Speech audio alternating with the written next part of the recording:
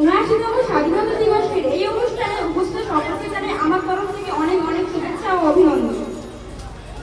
যারা নিজেদের সর্বস্ব বিসর্জন দিয়ে নিজের প্রাণ দিয়ে দেশের জন্য লড়াই করেছে সেই সংগ্রামীদের জানাই আমার প্রণাম।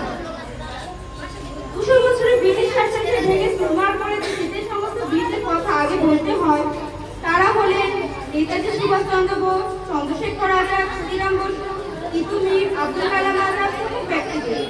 কিন্তু আজ কথা বলে হিন্দুস্তানের সমাজের নেতৃত্বে নেই, অর্থাৎ নারী চরিত্রের সম্পর্কে।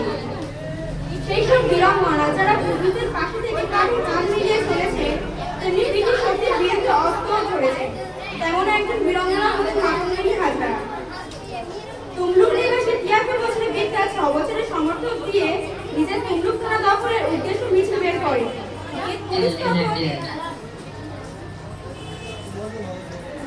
পুলিশ তখন মিছিল রুখতে গুলি বর্ষণ করতে থাকে।